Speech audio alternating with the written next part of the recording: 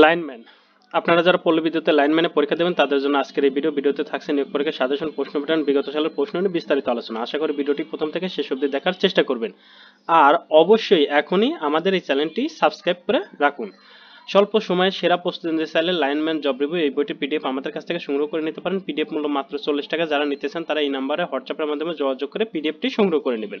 আপনাদের পরীক্ষা হবে 1 ঘন্টা, সময় দেওয়া হবে 1 ঘন্টা, আর মার্ক থাকবে 80 মার্কের পরীক্ষা হবে। এমসিকিউ পদ্ধতিতে আপনাদের পরীক্ষা আসবে। আমরা পরীক্ষার প্রশ্ন পরে সমাধান করি। আগে বলবো যে লাইনম্যানের কাজ কি। লাইনম্যানের কাজ আপনার পল্লী বিদ্যুতের যত লাইনের যত কাজ আছে সবগুলা কাজে আপনাদের করতে হবে। আপনারা ছবি দেখেই বুঝতে পারছেন যে আপনাদের কি কি কাজ হতে পারে।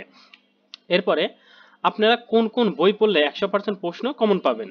এইখানে যে বইগুলোর নাম বলা হয়েছে সবগুলা বই যদি আপনি পড়ে শেষ করতে পারেন 100% প্রশ্ন কমন পাবেন। এই সবগুলা বই আপনারা যে কোনো লাইব্রেরি থেকে সংগ্রহ করতে পারেন। সেক্ষেত্রে কিন্তু আপনাদের 3 থেকে 4,000 টাকা পড়তে পারে। তবে সবগুলা বইয়ের পিডিএফ যদি আমাদের কাছ থেকে সংগ্রহ করেন তাহলে পিডিএফ এর মূল্য রাখবো 100 টাকা। যারা নিতে চান তারা স্ক্রিনশট দিয়ে এই নাম্বারে হোয়াটসঅ্যাপে পাঠিয়ে দেন স্ক্রিনশটটি। আপনাদের কোন কোন টপিকস আগে ভালো করে পড়তে হবে। বাংলার জন্য সন্ধি, সমাস, বিপরীত শব্দ, একতা প্রকাশ, বানান, বাগধারা, সমার্থক শব্দ, কারক, সাহিত্য। বাংলার জন্য এই টপিকগুলো ভালো করে পড়বেন। ইংরেজির জন্য item, phrase, voice, gender, number, narration, changing sentence, translation, preposition, article, right form of verb. এই টপিকগুলো ইংরেজির জন্য ভালো করে পড়বেন। গণিতের জন্য নবম দশম শ্রেণীর গণিতের বিকল্প কোনো বই নেই। এই দুইটা বই অবশ্যই ভালো করে পড়ার চেষ্টা করবেন। আপনাদের প্রশ্ন আসবে কোন কোন টপিকস থেকে, অনেকেরই এই প্রশ্নটা থাকে।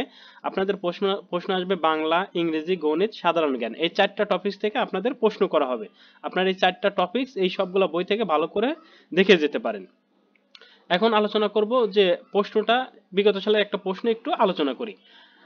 বীরশ্রেষ্ঠ নূর মোহাম্মদের পদবী কি ছিলেন? বীরশ্রেষ্ঠ নূর মোহাম্মদের পদবী ছিলেন ল্যান্স নাইক। চিম্বুক পাহাড় কোথায় অবস্থিত? চিম্বুক পাহাড় বান্দরবনে অবস্থিত। বাংলাদেশের প্রধান বিচারপতির শপথ বাক্য পাঠ করান কে? বাংলাদেশের প্রধান বিচারপতির শপথ বাক্য পাঠ করান রাষ্ট্রপতি।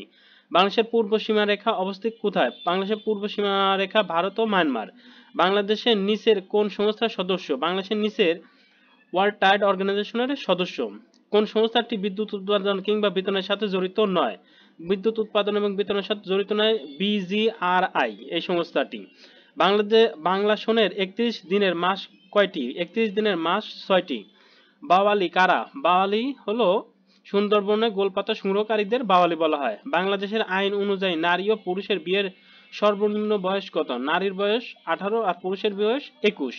কোন ক্ষুদ্র জাতিসত্তা চট্টগ্রাম অঞ্চলের বাইরে বসবাস করেন? চট্টগ্রাম অঞ্চলের বাইরে বসবাস করে হাজং। বাংলাদেশের স্বাধীনতা দিবস কবে? বাংলাদেশের স্বাধীনতা দিবস এখানে কোনোটিই দেওয়া নেই। আসলে স্বাধীনতা দিবস 26শে মার্চ। মুজিবনগর সরকারের মন্ত্রী সদস্য কতজন ছিল? মুজিবনগর সরকারের মন্ত্রী সদস্য ছিল 6 জন। বীরশ্রেষ্ঠ ক্যাপ্টেন মহিউদ্দিন জাহাঙ্গীর কোথায় জন্মগ্রহণ করেন? ইনি বরিশালে জন্মগ্রহণ করেন। তাহলে আপনারা বুঝতে পারছেন যে প্রশ্নগুলো এরকম 4টা অপশন দেওয়া থাকবে। 4টা অপশন থেকে একটা অপশন আপনাকে টিক মার্ক বেছে নিতে হবে। তা আশা করি পিডিএফটি সংগ্রহ করে নিয়ে পড়াশোনা করেন, ইনশাল্লাহ পরীক্ষায় পাশ করতে পারবেন। আর পরবর্তী এই যে প্রশ্ন, এই প্রশ্নের পরবর্তী সমাধান যারা নিতে চান তারা অবশ্যই কমেন্ট বক্সে কমেন্টস করুন। কমেন্টসের উপর নির্ভর করে আমরা অবশ্যই পরবর্তী প্রশ্নের সমাধান দেওয়ার চেষ্টা করব। তো আজকের ভিডিও এখানেই শেষ করছি। সবার জন্য শুভকামনা রইল। চ্যানেলটি সাবস্ক্রাইব করে আমাদের পাশে থাকবেন। আল্লাহ হাফেজ।